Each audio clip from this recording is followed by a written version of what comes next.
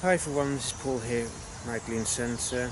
Today I'm doing the astrology for the full moon in Scorpio. It is on the 30th of April at 12:58 AM Universal Time, which equates to 1:58 AM here in the UK because the clocks are forward for the summer months. Now, before I go through the actual explanation of the full moon, I just want to clarify, as I always do, that astrology doesn't control us in any way. It's merely a way of helping us understand what the energies are doing around us, what themes they're highlighting, and then working with them so that we're consciously utilising the energies rather than just reacting to them unconsciously.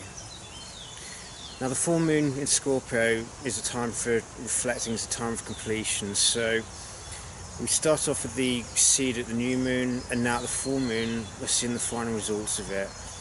And the full moon is also about identifying how well we strike a balance between Taurus and Scorpio, because the sun is in Taurus and has been highlighting the lessons for this solar or the astrological month of Taurus, which is along the lines of continuing to work and taking steady actions to make things happen. It's also about slowing down, connecting with the physical body and the natural environment around us in order to get grounded.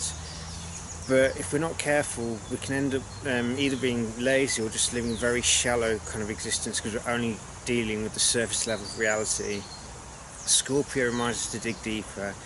Scorpio is about going deep into the subconscious mind, right into the deepest recesses of it, and shining the light of awareness there in order to release emotional patterns, dysfunctional thought patterns or outmoded thought patterns and beliefs which no longer are valid for who we are now, but they still hold power because we haven't shone a light of awareness on them in order to transform them.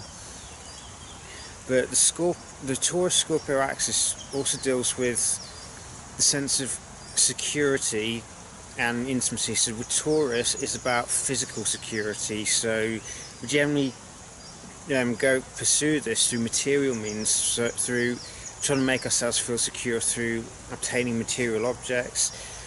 But true security can only be created on the inside. It's more like a feeling rather than an actual state, as it were. Because some people have pretty much nothing and they feel completely secure with who they are, completely safe within the world. Whilst others have accumulated loads of material stuff and they still don't feel safe, they still don't feel satisfied, still don't feel that they're secure enough. Scorpio, on the other hand, deals with emotional security. So this is feeling safe within relationships, or feeling safe to express our deepest emotions. But again, emotional security can only really happen on the inside through shining the light of awareness and learn to love ourselves completely, because no one else will ever truly know the deepest recesses of our minds. They may trigger or bring additional light of awareness to our interactions with them, but ultimately we can only achieve emotional security through learning to love ourselves unconditionally and learn to love both the shadow and the light side of ourselves. Because if we continue to reject the shadow side of ourselves, we're constantly creating internal conflict, and usually this ends up getting projected onto other people. So the full moon in Scorpio is an opportunity to look at how do we pursue a sense of security. Are we trying to seek it outside of ourselves, where it will always elude us because situations beyond our control and that highlight the fact that we can't control everything around us will continue to remind us that we can't rely on other people to make us feel secure. We have to create that feeling of security within us, and that's done through learning to love ourselves. And it also requires faith. It's the whole faith that whatever we need will be provided. We're in the world but not of it. So as long as we're working with faith and dealing with spiritual devotion, while still continue to take action in our day-to-day lives in order to initiate new beginnings or to make things happen as such, we need to be taking action, but we also need to have faith that whatever we need will be provided. So the Taurus-Scorpio axis is a big part of this. It's learning to trust that forces beyond our control and generally beyond our conscious understanding are there to support us as long as we're being honest, as long as we're being loving, and as long as we're being authentic. Now, the ruler of the full moon in Scorpio is Pluto, who's currently over in Capricorn, and this particular period is also highlighting security to some extent, but also how do we pursue it and how do we pursue legacy. And it's basically asking us to strip away the various masks that we've been wearing for a long time in the public arena, and to stop living through that mask. We need to go down into our core, the opposite of sign of Cancer, in order to connect with our roots, because we can't grow our own tree of life, if you like, if we don't nourish the roots. So what this basically means is, if we don't learn to know ourselves fully, to understand how we're wired, what we want to create, and what our true desires are, and what our desires of the heart are, if we don't do this work, we're going to end up pursuing goals which aren't true to who we are, and will not allow us to be our authentic selves, because we're expected to fulfill certain social obligations, as it were, or to fulfill certain roles which may not resonate with who we are. But if we can learn to be secure within ourselves, to develop self-esteem and self-worth, which are Taurian gifts, but also develop emotional security through healing the deepest, darkest parts of ourselves, then we can empower ourselves to be that authentic self, to make sure that we are pursuing goals which are right for us. We do have a supportive aspect from Saturn as well in Capricorn, and this aspect, although it's weakening, reminds us that if we remain disciplined, if we remain focused on our objectives, but we take things slowly and we become present with it, so that we're not trying to jump the gun or trying to jump too far ahead when we haven't overcome the obstacles in front of us.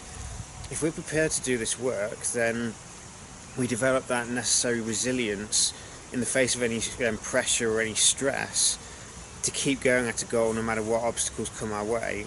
So it develops a strong character. This full moon is also in a square to the nodal axis, and Ceres over in Leo. So this full moon may also feel like a crossroads of sorts. Are we going to stick with the old, so are we going to stay with going with the crowd and just following the crowd's mentality, and constantly waiting for new information before we take any action? Or are we going to learn to know ourselves, to understand what is our heart's desire, and then pursue those goals based around our heart's desire? And are we going to continue to be aloof around people?